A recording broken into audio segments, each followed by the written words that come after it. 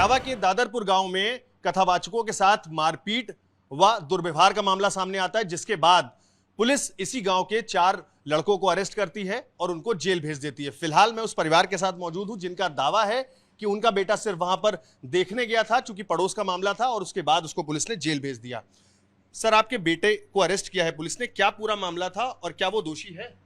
वो गांव में बवाल ये चल रहा था तो वो लड़कों के साथ चला गया उधर देखने बब्बर कटा के उधर क्या हो रहा है, तो वहाँ पुलिस ने उसको गिरफ्तार कर लिया। वो बिल्कुल निर्दोष है। वो तो अपने मामा के यहाँ जा रहा था, फिर वहाँ पकड़ गया, वो वहाँ नहीं जा पाया। जिस तरह से भाई साहब इस पूरे मामले को अब राजनीति हो रही है इस पूरे मामले में, और कहीं ना कहीं इसको जाति का एंगल दिया जा रहा है कि जाति के आधार पर कथावाचकों को मारा गया, जबकि गांव के लोगों का कहना है कि ये सिर्फ और सिर्फ उनके द्वारा बदतमीजी की गई थी, छेड़खानी की गई थी, जिसके जवाब में यहाँ के कुछ लड़कों ने बदतमीजी करी।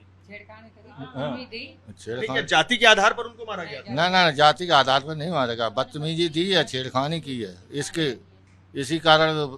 लेकिन नेता तो अपने बयानबाजी कर रहे हैं कि जाति के आधार पर हुआ है। नहीं, वो तो कुछ भी कहते रहे, ऐसे कैसे हो जाएगा। नहीं, हमारे साथ उत्तम की मां मौजूद है, जो कि अब से कुछ ही देर पहले उससे मिलकर भी आई हैं। क्या बात हुई आपकी और क्या पूरा घटनाक्रम हुआ आज? मेरे बेटा बोला, माँ हमें निकाल लो, माँ हम बहुत परेशान, मुझे गलत फंसाया गया। मेरे बेटा इन था ही नहीं, उसे निर्दोष फंसाया गया। पढ़ने वाला छात्र था। मेरे बेटा को पढ़ाई की मांग की जाए, मेरे बेटा निकाल दिया जाए। इस पूरे मामले में राजनीति तूल पकड़ रही है, इसको कहीं ना कहीं जाति का एंगल दिया जा रहा है कि ब्राह्मण था और वो यादव थे, इसलिए मारा पीटा गया। क्या ऐसा कुछ मामला है? ये कुछ नहीं मामला है, ये छेड़छाड़ी का मामला है, इसीलिए कार्रवाई, इसीलिए बच्चों गए, इसीलिए पकड़ लिया उन्होंने। अपने बेटे के लिए आप सरकार से किस तरह की मांग करती हैं? ये बेटे की मांग करते हैं, मेरी पढ़ाई, मेरे बच्चे की बर्बाद ना हो, मेरी पढ़ाई चाहिए, मेरे बच्चा छोड़ दे जाए। उसकी बहन भी मौजूद है। सौम्या, आप भी थी, आपने पूरी घटना देखी, और आप जिस तरह से बता रही थी कि आप मामा के यहाँ जाने वाली थी, आप लोग तैयार थे, क्या हुआ था उस दिन? सर, उस दिन सुबह 11 बजे का टाइम था, तो हम लोग निकल रहे थे मामा के घर के लिए। मेरे मामा ने होटल खोला, उसका उद्घाटन था, तो मैं भी रेडी थी और मामा का बेटा भी यही था, तो हम लोग निकल रहे थे। तो गांव में पुलिस वगैरह आई, तो उत्तम खाना खा रहे थे, तो बोला मम्मी से बोला, पता चला कि पुलिस है। मम्मी से बोला, मैं मम्मी 5 मिनट में वापस आता हूँ, देख आऊँ क्या हो रहा है पुलिस का। तो वो वहाँ पे गया, तो जो लड़के जैसे वहाँ पे पहुँचे तो पुलिस ने उनको ही पकड़ लिया। तो वो वहाँ पे बस देखने गया था कि क्या मैटर, उसको कुछ पता ही नहीं था कि क्या हो रहा क्या नहीं हो रहा है। तो जैसे ही वो पहुंचा, पुलिस ने उसको अरेस्ट कर लिया। उत्तम किस क्लास में पढ़ रहा था और कौन से एग्जाम देने जा रहा था? उत्तम 12th क्लास का स्टूडेंट है, उसका रिजल्ट आ गया है, लेकिन उसकी एक सब्जेक्ट में आ गई थी कंपार्टमेंट, बायोलॉजी में, ठीक है। तो उसने कंपार्टमेंट के लिए अप्लाई भी करा है, तो अब उसका कंपार्टमेंट वाला एग्जाम अभी बाकी है, वो उसको देना है। अगर ये केस ऐसे ही चलता रहा, वो अंदर ही बना रहा, तो वो कैसे देगा? उसका तो फ्यूचर स्पॉइल हो जाएगा। और या तो उसने कुछ किया हो, तो उसको अंदर रख रहे हैं कि हाँ उन्होंने कुछ किया। जब उसको कुछ किया भी नहीं है, तो आप एक स्टूडेंट्स की, एक बच्चे की पूरी का पूरा फ्यूचर ही बर्बाद कर रहे हो। आपको भी धमकी दी जा रही है, आपके परिवार को भी धमकी दी जा रही है, ये क्या मामला है? हाँ सर, मुझे भी धमकी दी जा रही है, मेरी फैमिली को भी, और उत्तम को तो बहुत ही ज़्यादा धमकी दी जा रही है। मतलब ठीक है, जो लोगों ने चोटी काटी है, गलत करा, अपने हाथ में कानून नहीं लेना चाहिए, ठीक है। लेकिन उत्तम तो उस वीडियो में भी नहीं है, वो भी तो पब्लिक को समझना चाहिए कि आप किसी निर्दोष को भी धमकी दे रहे हैं। कौन लोग हैं जो धमकी दे रहे हैं? किसी समाज से, बिरादरी से बिलोंग करते हैं? हाँ, वो तो सर आप सबको ही पता है क्या मैटर चल रहा है, कौन लोग धमकी दे रहे हैं, क्या है, वो तो पब्लिक को भी पता है ना। हम आपसे जानना चाहेंगे कौन लोग हैं जिन्होंने धमकी दी है? वही, मतलब जो यादव वाला मैटर है, जो लोग ये पॉलिटिकल एंगल बना रहे हैं, ये जातिवाद का मैटर बना रहे हैं, वही लोग धमकी दे रहे हैं, जातिवाद कर रहे हैं कि तुम पंडित हो और तुम्हारा भाई वहाँ मौजूद नहीं था, तुम लोग झूठ बोल रहे हो, झूठ बात बोल रहे हो, आने दो, बाहर निकलेगा वैसे ही मार देंगे, मर्डर कर देंगे, जिंदा ही नहीं बचेगा। अखिलेश यादव इस मामले में कह रहे हैं कि जाति के आधार पर जो कथावाचक थे उनके साथ इस तरह का दुर्व्यवहार किया गया, इस पर क्या कहेंगे?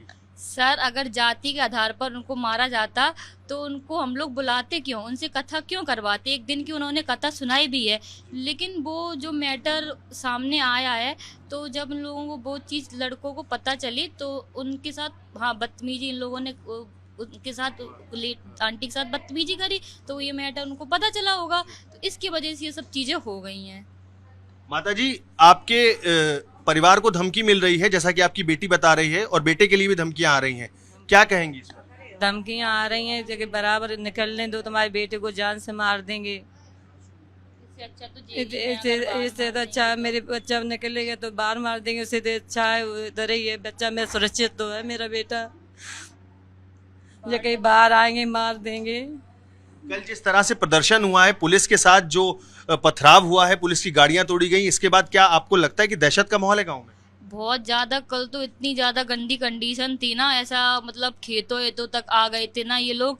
मतलब ऐसा लगता कि गांव में आ रहे हैं। तो हमारी फैमिली की तो पेरेंट्स भी हमारे नहीं रहते, क्योंकि जाना आना पड़ता है, हम लोग तो अकेले रहते हैं। बहुत ज़्यादा गंदी सिचुएशन थी, लेकिन ये है कि पुलिस ने, प्रशासन ने हमारा साथ दिया और उन लोगों को रोका गाँव में आने से।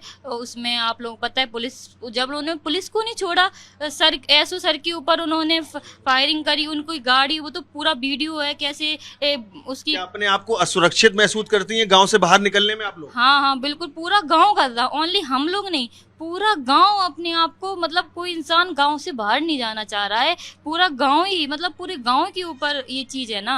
अब किया, चलो उन बच्चों को अपने कानून हाथ में नहीं लेना चाहिए, लेकिन पूरे गांव को मतलब कोई इंसान कोई भी मिले, सबको टारगेट कर रहे हैं। सोशल मीडिया के इन्फ्लुएंसर हैं गगन यादव, उन्होंने ये कल जो प्रोटेस्ट हुआ है, इसके लिए उन्होंने आह्वान करा था कि सब लोग इकट्ठा होकर के आएंगे और वहां पर प्रोटेस्ट करेंगे। उनको लेकर क्या कहेंगे? वो इतने बड़े इन्फ्लुएंसर हैं, उनको भी सोचना चाहिए कि अगर हम ऐसा कुछ करेंगे तो ओनली मतलब कि हमारे यहाँ ही नहीं होगा, पूरे हर जगह, पूरी सोसाइटी में, पूरे देश में ये चीज़ें फैलेंगी तो दंगे होंगे, मारपीट होंगी, तो पूरा मतलब पूरी सिचुएशन ही ख़राब हो जाएगी। उनको इतने बड़े, इतना समझदार है। अब मैं तो उनको नहीं जानती हूँ, इतना सोशल मीडिया भी यूज नहीं करती हूँ, लेकिन उनको सोचना चाहिए ना कि मुझे क्या सही है। हाँ, आप करते, आपको प्रोटेस्ट करना था, शांति से करते ना। आपके जो आए थे लोग, वो तो पुलिस को ही नहीं छोड़ रहे, तो हम लोगों को क्या छोड़ देंगे? आपके सोशल मीडिया पे भी भद्दे भद्दे कमेंट और गालियां आ रही हैं, कौन लोग हैं जो इस तरह के बर्ताव कर रहे हैं? वो तो मेरे पास प्रूफ भी है, और उस लड़के की मेरे पास आईडी भी है जिसने कुछ ज़्यादा ही ओवर बोला है, उसकी मेरे पास इंस्टा आईडी भी है, उसकी फ़ोटो भी है उस प्रोफाइल पे। उत्तम की दादी मौजूद हैं। दादी, उत्तम के लिए आप क्या कहना चाहेंगे? वो जेल में है। का कहाँ है उत्तम बाहर आ जाए।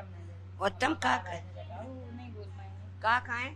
देखिए, फिलहाल उनको सुनाई नहीं देता है चूंकि उनकी कान की दिक्कत है, लेकिन आपको बता दें पूरे परिवार का साफ तौर पे कहना है, चूंकि माँ अब से कुछ ही देर पहले उत्तम से जेल में मिलकर आई है, उसका साफ तौर पर ये कहना है कि वो सिर्फ घर से बाहर निकला था, जो शोर मच रहा था उसको देखने गया था कि वहां पर क्या हुआ, जिसके बाद उसकी अरेस्टिंग हो गई। फिलहाल परिवार डरा हुआ है, इनका कहना है जिस तरह से कल यहां पर प्रोटेस्ट के बाद पुलिस पर पथराव हुआ है, जिसको चलते इनको अपनी सुरक्षा को लेकर भी सोचना पड़ रहा है।